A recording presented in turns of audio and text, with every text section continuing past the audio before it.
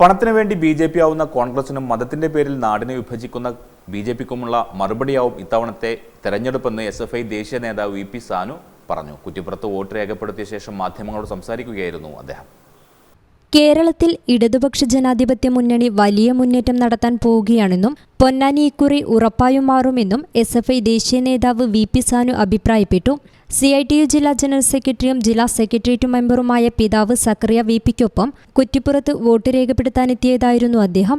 കേരളത്തിൽ ഇടതുപക്ഷ ജനാധിപത്യ മുന്നണി വലിയ മുന്നേറ്റം നടത്താൻ വേണ്ടി പോവുകയാണ്.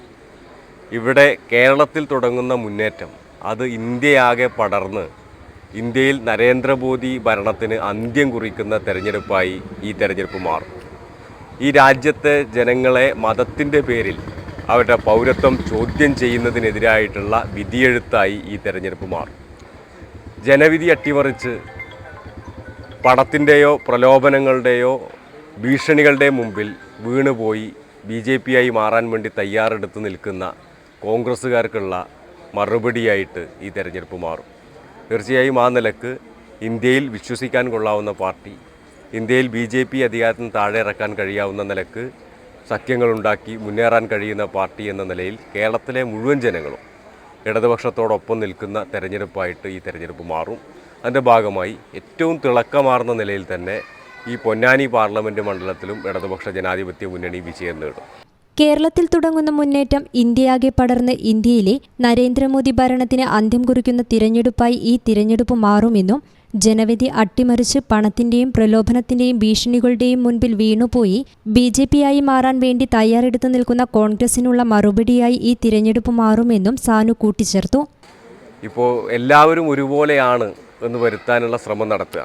ഇപ്പോൾ ആരായി പറയുന്നത് 112 MP മാർ, 12 മുൻ മുഖ്യമന്ത്രിമാർ, ഒട്ടനവധിയായിട്ടുള്ള MLA മാർ, ഇവരെ മുഴുവൻ സംഭാവന ചെയ്തവരാണ്. ഇപ്പോൾ കേരളത്തിൽ മത്സരിക്കുന്ന തൊട്ടപ്പുറത്ത് മലപ്പുറം പാർലമെൻറ്റ് മണ്ഡലത്തിൽ മത്സരിക്കുന്ന സ്ഥാനാർത്ഥി, BJPയുടെ സ്ഥാനാർത്ഥി മുസ്ലിം ലീഗ് സംഭാവന ചെയ്തതാണ്.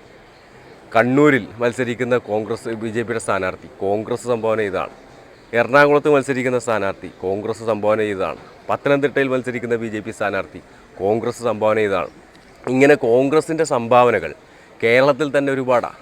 കരുണാകരൻ എന്ന് പറയുന്ന കേരളത്തിലെ കോൺഗ്രസിൻ്റെ ഏറ്റവും തലമുതിർന്ന നേതാവായിരുന്ന വ്യക്തിയുടെ ശവകുടീരത്തിൽ ഒരു പിടി പുഷ്പം അദ്ദേഹത്തിൻ്റെ ഓർമ്മദിനത്തിൽ പോയി അർപ്പിക്കണമെങ്കിൽ BJP നേതാവിൻ്റെ അനുമതിക്കായി കാത്തുകെട്ടി കിടക്കേണ്ട അവസ്ഥയിലേക്ക് ഇന്ത്യൻ നാഷണൽ കോൺഗ്രസ് മാറി. ആ സമയത്ത് സ്വാഭാവികമായും തിരിച്ച് ചില ആരോപണങ്ങളൊക്കെ നടത്തി ഒരു പുകമറ സൃഷ്ടിക്കാൻ പറ്റുമോ എന്നുള്ള ശ്രമം നടത്തും. അത്തരം ശ്രമങ്ങൾ മാത്രമാണ്. കേരളത്തിലെന്ന് പറയുമ്പോൾ നമ്മൾ കാണേണ്ടത് ഇപ്പോൾ പൊന്നാനി പാർലമെൻറ്റ് നിയോജകമണ്ഡലം ഇടതുപക്ഷം വിജയത്തിലേക്ക് അടുത്തു കഴിഞ്ഞു. വോട്ട് എണ്ണിക്കഴിഞ്ഞാൽ ഇടതുപക്ഷ സ്ഥാനാർത്ഥി KS ഹംസ ഈ പാർലമെൻറ്റ് മണ്ഡലത്തിൻ്റെ MP ആവും എന്ന കാര്യത്തിൽ തറപ്പിച്ചു പറയാൻ സാധിക്കും എന്നുള്ളതാണ് ഇപ്പോഴത്തെ ഈ തെരഞ്ഞെടുപ്പിൻ്റെ പ്രത്യേകത.